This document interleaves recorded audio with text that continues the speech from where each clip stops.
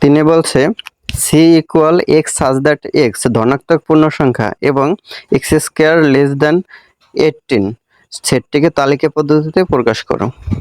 তাহলে ধনাত্মক পূর্ণ সংখ্যা এক্স ধনাত্মক পূর্ণ সংখ্যা, তাহলে ধনাত্মক পূর্ণ সংখ্যাগুলো আগে লিখি। ধনাত্মক পূর্ণ সংখ্যা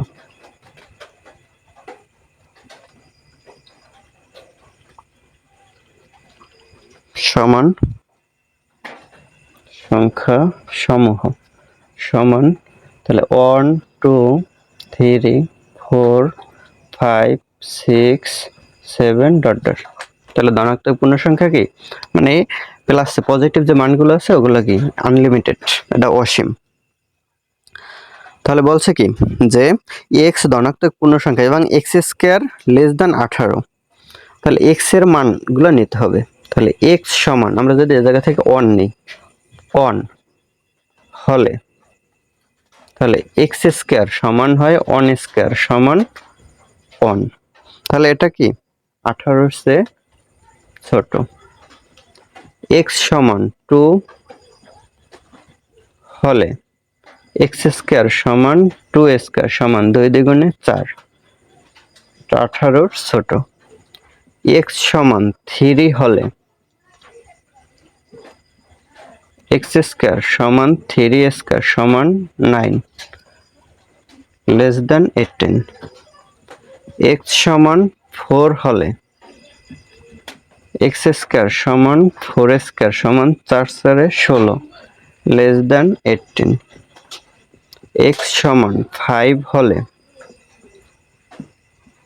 এক্স স্কোয়ার সমান 5 স্কোয়ার সমান 5 5 25, এটা লেস দ্যান নট 18, মানে এটা 18 চেয়ে বড়, তাহলে এই জন্য দিলাম লেস দ্যান নট অথবা গ্রেটার দ্যান দিলেও হয়।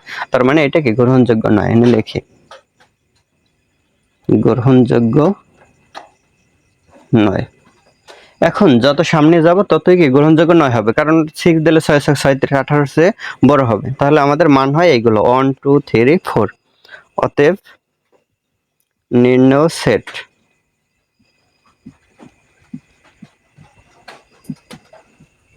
এ সমান 1 2 3 4 এই পর্যন্ত গ্রহণযোগ্য হয়েছে। তাহলে 1 2 3 4, তাহলে এটাই হলো অ্যান্সার।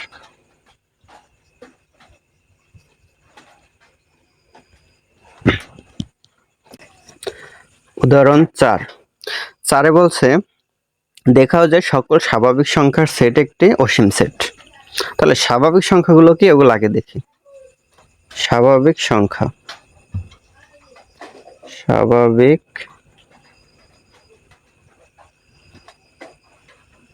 স্বাভাবিক সংখ্যার সেটই লিখি। স্বাভাবিক সংখ্যার সেট, একটা সিম্বল হলো n মানে ন্যাচারাল নাম্বার। তাহলে স্বাভাবিক সংখ্যা হলো 1 2 3 4 5 6 7 8 9 ডট ডট, এটা চলতে থাকবে। তাহলে এটা হলো স্বাভাবিক সংখ্যা। বলছে যে সকল স্বাভাবিক সংখ্যার সেট একটি কি অসীম সেট। তাহলে সকল স্বাভাবিক সংখ্যার সেট, এখন এই স্বাভাবিক সংখ্যা থেকে আমরা অনেকগুলো সেট বের করতে পারি। তাহলে লিখি n সেট থেকে, মানে এই সেটটা থেকে স্বাভাবিক সংখ্যার সেট থেকে n সেট থেকে বিজোড় সংখ্যার সেট,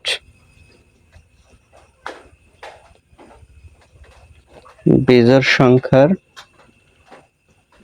সেট, এটা দিলাম a। তাহলে বিজোড় সংখ্যা কি হবে 1 3 5 7 ডট ডট, তাহলে 1 3 5 7 9 ডট ডট, এটা চলতে থাকবে। এটা হলো বিজোড় সংখ্যার স্বাভাবিক সেট। এখন n সেট থেকে যে জোড় সংখ্যা নিই, জোড় সংখ্যার সেট, এটার নাম দিলাম b। তাহলে জোড় সংখ্যা কি 2 4 6 ডট ডট। আবার n সেট থেকে আমরা যদি মৌলিক সংখ্যার সেট নিই,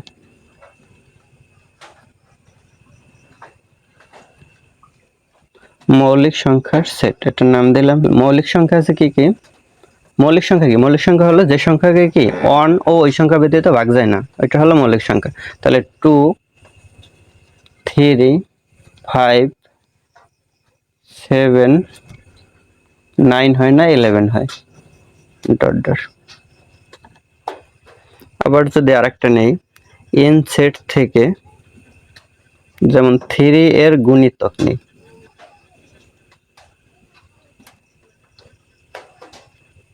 গুণিতক সংখ্যার সেট, এটার নাম দিলাম ডি। তাহলে কি হয়? 3 এর গুণিতক, 3 এক দ্বারা গুণ করলে 3, 3 দুগুণে 6, 3 তিনে 9, 3 চারে 12, এরকম চলতে থাকবে। 3 5 15, 3 6 18। তার মানে দেখা গেল কি, যে এই স্বাভাবিক সংখ্যার সেট, এই স্বাভাবিক সংখ্যার সেট থেকে আমরা যতগুলো সেটই আনি না কেন সবগুলোই অসীম সেট। স্বাভাবিক সংখ্যার সেট নিজে একটি অসীম সেট, তাহলে এটা থেকে যত সেট উৎপন্ন হবে সবগুলাই কি অসীম সেট হবে। তাহলে লিখতে পারি অতএব সকল স্বাভাবিক সংখ্যার সেট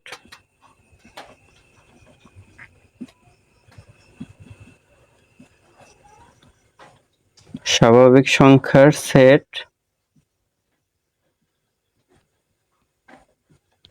অসীম সেট।